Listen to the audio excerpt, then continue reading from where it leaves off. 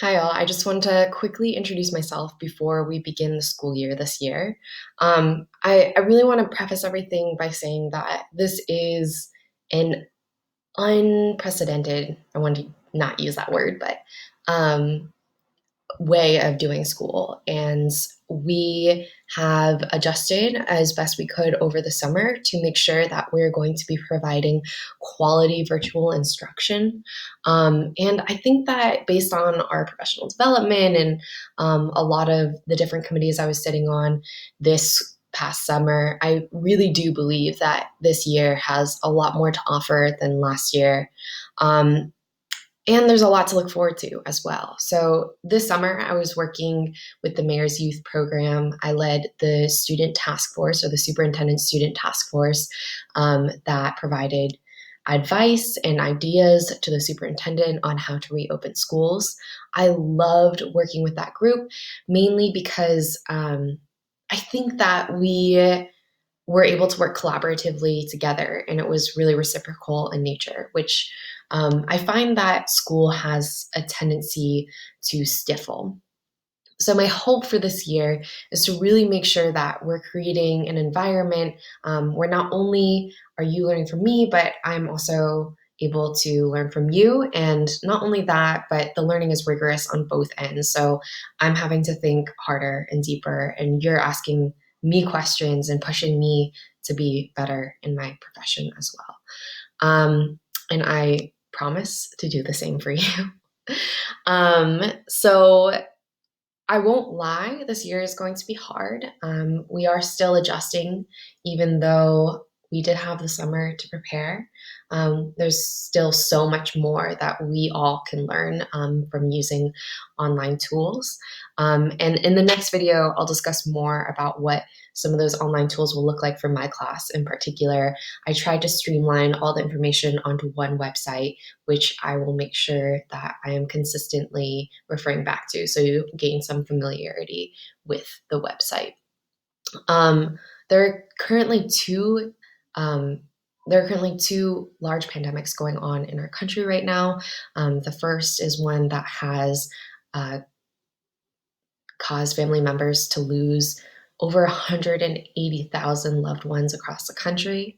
And the second is that Black and Brown young people or Black and Brown people are dying at the hands of the police.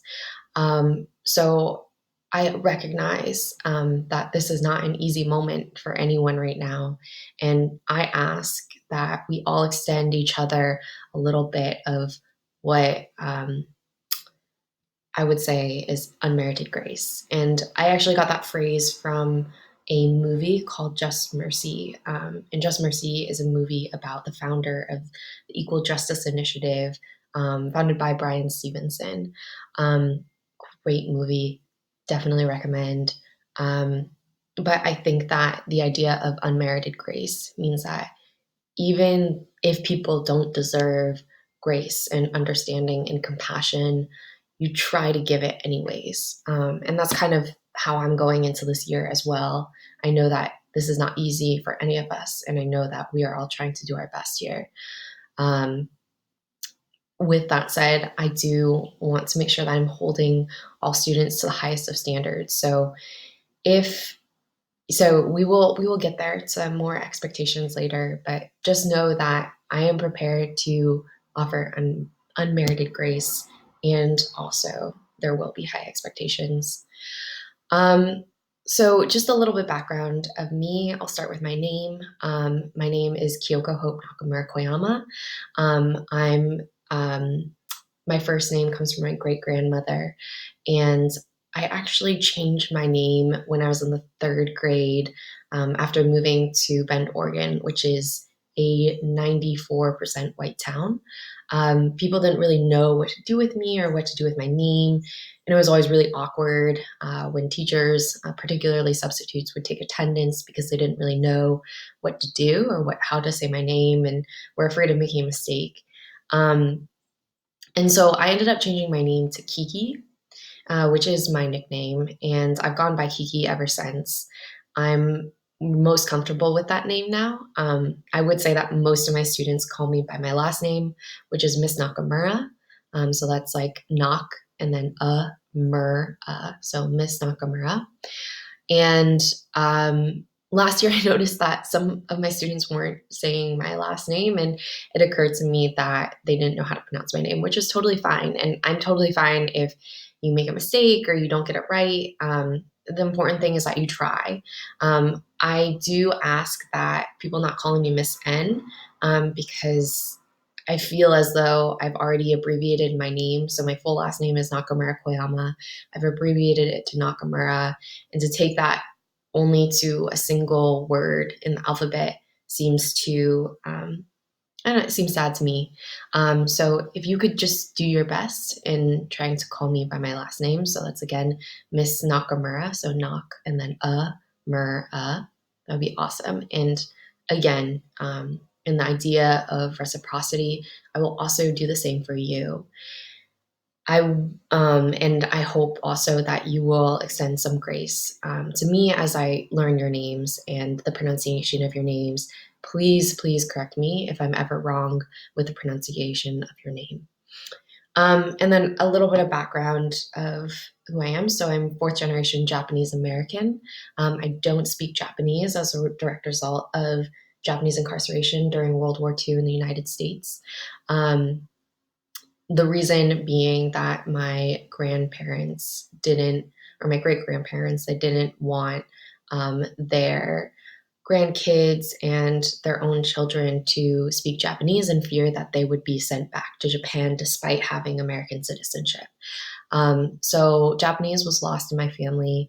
My native language is English, and I took Spanish for like almost a decade. I'm not great at it. I'm not great at other languages generally. I also have a very small grasp of Arabic, which I took in college, and Bahasa Indonesia, which is the language spoken in Indonesia.